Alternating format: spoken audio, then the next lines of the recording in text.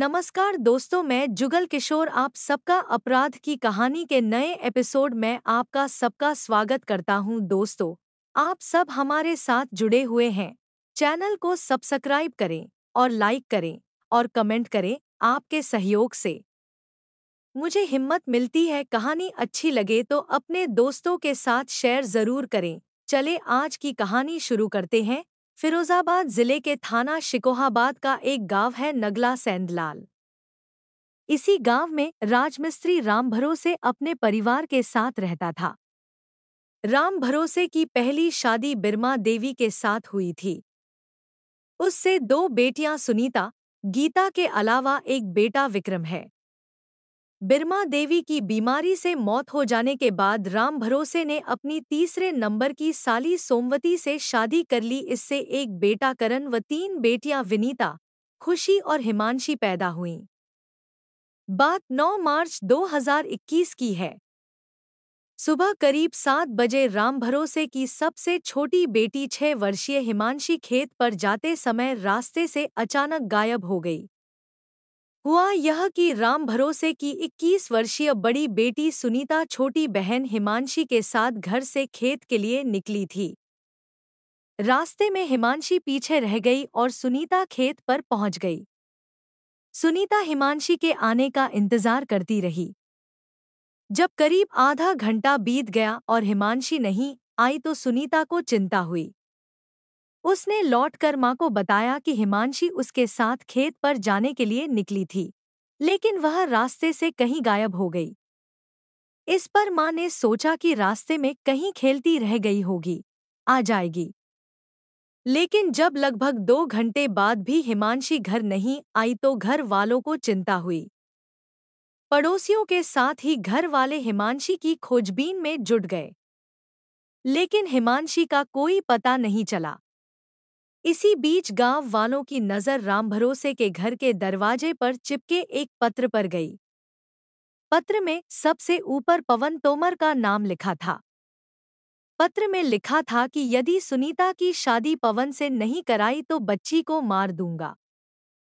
हिमांशी के अपहरण की बात पता चलते ही पिता राम भरोसे गांव के कुछ लोगों के साथ थाना शिकोहाबाद पहुंच गया और पुलिस को बेटी के अपहरण होने की पूरी जानकारी दी। सूचना मिलते ही थाना प्रभारी सुनील कुमार तोमर अपनी टीम के साथ गांव पहुंच गए। उन्होंने सुनीता से पूरे घटनाक्रम की जानकारी ली। अपने स्तर से पुलिस ने गांव में व आसपास के क्षेत्र में हिमांशी की तलाश की, लेकिन उसका कोई सुराग नहीं मिला। दिनदहाड़े गांव से लड़की के लापता होने से घर वालों के साथ ही गांव वालों की चिंता और आक्रोश बढ़ता जा रहा था। इस पर थाना प्रभारी ने उच्चाधिकारियों को घटना की जानकारी दी। जानकारी होते ही एसएसपी अजय कुमार पांडे, एसपी ग्रामीण अखिलेश नारायण सिंह, सीओ बलदेव सिंह खनेड़ा, एसओजी प्रभारी कुलदीप सिंह सहित कई थानों की फोर्स व डॉग स्क्वायड की टीम के साथ गांव पहुंच गए। अधिकारियों ने मौके पर पहुंचकर जांच पड़ताल की। खोजी कुत्ते को हिमांशी के पुराने कपड़े सुंघाए गए। इसके बाद उसे छोड़ा गया तो वह घर के पीछे ईंट भट्ठा तक पहुंचा। पुलिस आसपास सुराग खोजती रही, लेकिन बालिका हिमांशी का पता नहीं चला। पुलिस जांच में सामने आया कि गांव के ही पवन और सुनीता के बीच प्रेम संबंध थे। राम भरोसे के दरवाजे पर चिपके पत्र में भी लिखा था कि पवन का तलाक करवाकर सुनीता से शादी करवा दो। इससे साफ हो गया कि कहीं न कहीं सुनीता का इस मामले में हाथ हो सकता है।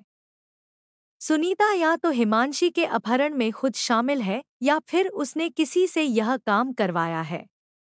जांच के दौरान कुछ नाम और भी सामने आए।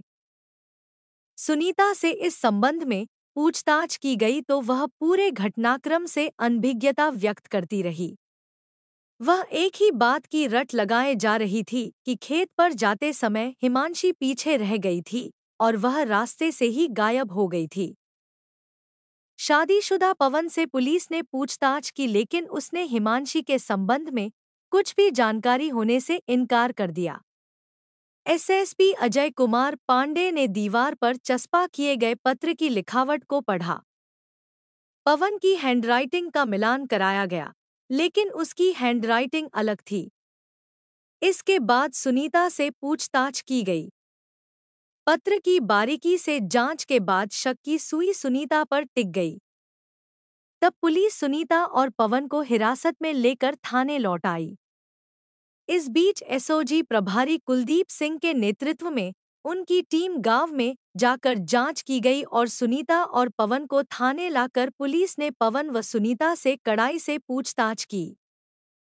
पूछताछ पूरी करने के बाद शाम 3 बजे दोनों को लेकर पुलिस अधिकारी गांव पहुंचे। सुनीता को गांव के तालाब पर ले जाया गया।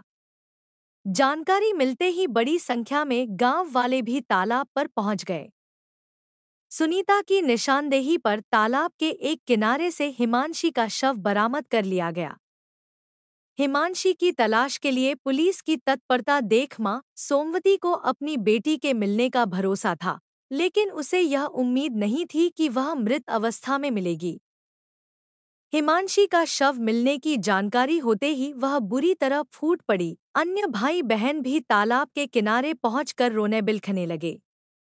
अपनी लाडली बेटी की हत्या से गमगीन पिता रामभरोसे को विश्वास ही नहीं हो रहा था कि बड़ी बहन घटिया सोच के चलते अपनी छोटी बहन की हत्या कर देगी। पुलिस ने जरूरी कार्रवाई पूरी करने के बाद शव को पोस्टमार्टम के लिए मोर्चरी भिजवा दिया। सुनीता पुलिस से यही कहती रही कि पैर फिसलने से हिमांशी तालाब में गिर गई और डूब गई थी। सुनीता का अब भी यह कहना था कि यह बात उसने डर की वजह से घर वालों को नहीं बताई थी। पुलिस ने उसी दिन शाम को शव का पोस्टमार्टम करा दिया। पोस्टमार्टम रिपोर्ट आने के बाद पुलिस ने दूसरे दिन 10 मार्च 2021 को हिमांशी हत्याकांड का पर्दाफाश कर दिया। शादीशुदा युवक के इश्क में पागल सुनीता ने ही अपनी छोटी बहन हिमांशी का गला घोंटकर हत्या करने के बाद शव को तालाब में फेंक दिया था। हत्यारोपी सुनीता ने ही घर वालों, पुलिस और गांव वालों को गुमराह करने के लिए दरवाजे के बाहर अपहरण का पत्र चिपकाया था। पुलिस ने पिता द्वारा दर्ज कराए गए अपहरण के मुकदमे को हत्या में तरमीम कर दिया। सुनीता कंप्यूटर कोर्स कर रही थी। एसओजी टीम ने उसके बैग की कॉपियां देखी तो एक कॉपी का पन्ना फटा था, जिसका मिलान पत्र से हो गया। असल में सुनीता ने पत्र लिखने के लिए जो कागज इस्तेमाल किया था, वह उसने अपनी ही कॉपी से फाड़ा था। उसे चिपकाने की लेई भी उसने खुद बनाई थी। लेई की कटोरी भी घर के अंदर से बरामद कर ली गई। इस सनसनीखेज कांड का खुलासा करने वाली टीम को एसएसपी अजय कुमार पांडे ने 20,000 रुपये का इनाम देने की घोषणा की। सुनीता से पूछताछ करने पर पुलिस को पता चला कि उसने अपने ही हाथों अपनी मासूम बहन की हत्या करके अपने प्रेमी पवन को फंसाने की एक गहरी साजिश रची थी। इस केस की जो कहानी सामने आई, वह इस प्रकार निकली। अपनी मां की मौत के बाद पिता ने उसकी मौसी सोमवती से शादी कर ली। सौतेली मां सोमवती के व्यवहार से सुनीता परेशान रहती थी। कुछ समय पहले एक प्लॉट पिता ने खरीदा था। उस प्लॉट को भी सोमवती ने अपने नाम करा लिया था। सारे दिन सुनीता घर के काम में ही लगी रहती थी, इसलिए उसने कंप्यूटर सीखकर नौकरी करने का निर्णय लिया। सोमवती इस बात से खुश नहीं थी। वह चाहती थी सुनीता उसके साथ घर गृहस्थी के काम में हाथ बंटाए। सुनीता ने गांव के पवन तोमर, जो शिकोहाबाद में मैनपुरी चौराहा पर एक जनसेवा केंद्र चलाता था, के सेंटर पर कंप्यूटर ट्रेनिंग लेने का निर्णय लिया। वह उसके सेंटर पर जाने लगी। कंप्यूटर ट्रेनिंग के दौरान पवन और सुनीता का झुकाव एक दूसरे के प्रति हो गया। धीरे धीरे पवन और सुनीता के प्रेम संबंध हो गए। पवन शादीशुदा था और उसकी पत्नी व 2 बेटियां हैं। पवन भी सुनीता को बहुत प्यार करता था। अगर किसी दिन सुनीता सेंटर पर नहीं आती तो वह बेचैन हो जाता था। वे मिलने में पूरी सावधानी बरतते थे। दोनों कंप्यूटर सेंटर पर ही एक दूसरे से मिलते थे और गांव में तो वे एक दूसरे से बात तक नहीं करते थे।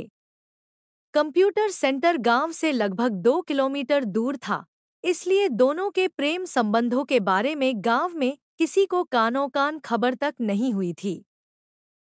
सुनीता ने एक दिन पवन से कहा, पवन, ऐसा कब तक चलेगा? हम दोनों एक दूसरे को प्यार करते हैं।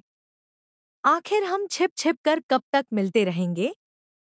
तुम मुझसे शादी कर लो। सुनीता, तुम तो जानती हो कि मेरी पत्नी और 2 बेटियां हैं, ऐसे में मैं तुमसे कैसे शादी कर सकता हूँ? पवन ने कहा। सुनीता समझ गई कि पवन के शादीशुदा होने से शादी में पेंच फंस रहा था। वह कुछ क्षण सोचने के बाद बोली, पवन, इसका एक उपाय यह है कि तुम अपनी पत्नी को तलाक दे दो और मुझसे शादी कर लो, क्योंकि मैं तुम्हारे बिना नहीं रह सकती। पवन ने सुनीता को समझाया कि वह उससे प्यार तो करता रहेगा, लेकिन शादी नहीं कर सकता। जब सुनीता के लाख समझाने का भी पवन पर कोई असर नहीं हुआ तो उसने पवन पर दबाव बनाने के लिए एक खौफनाक षड्यंत्र रचा। सुबह खेत पर जाते समय सुनीता छोटी बहन हिमांशी को भी साथ ले गई। तालाब के किनारे पेड़ों और झाड़ियों की आड़ में ले जाकर उसने अपने हाथों से सौतेली बहन हिमांशी की गला दबाकर हत्या कर दी। इसके बाद उसके शव को तालाब में फेंक दिया। इसके बाद वह घर आकर हिमांशी के लापता होने का नाटक करने लगी। इसी बीच उसने पहले से लिखे पत्र को घर के दरवाजे पर लेई से चिपका दिया। गांव के एक कोने पर घर होने से सुनीता की कारगुजारी को कोई देख नहीं पाया था। 10 मार्च 2021 को पुलिस ने सुनीता को सौतेली बहन की हत्या के अपराध में गिरफ्तार करके न्यायालय में पेश किया, जहां से उसे जेल भेज दिया। अपराध करने वाला कितना भी शातिर हो, वह अपराध के बाद निशान छोड़ ही जाता है। फिर सुनीता तो अभी 21 साल की ही थी। गेम प्लान सुनीता ने रचा था, लेकिन वह कामयाब नहीं हो पाई और उसका बना बनाया प्लान फेल हो गया। पुलिस ने अब सुनीता को जेल में डाल दिया। सुनीता ने एक बार भी नहीं सोचा कि जिसको वह मरने जा रही है वह उसकी छोटी बहन है। दोस्तों, मैंने कभी समझ नहीं पाया कि प्रेम आखिर कैसा होता होगा। जैसे लोगों का एक तरफ तो ये लोग प्यार के लिए अपराध कर रहे हैं, वहीं दूसरा तरफ प्यार या प्रेम को पाने के लिए किसी मासूम की जान लेना कहाँ तक सही है? हाँ, प्रेम तो कभी नहीं हो सकता। प्रेम या प्यार इंसान को जोड़ना सिखाता है, किसी की जान लेना नहीं। दोस्तों, आपको कहानी अच्छी लगी हो तो चैनल को सब्सक्राइब जरूर करना और लाइक कमेंट भी कर देना। आपका लाइक और शेयर मुझे हिम्मत देता है। कल फिर आपसे मिलेंगे एक और नई कहानी के साथ। तब तक अपना ख्याल रखें। धन्यवाद।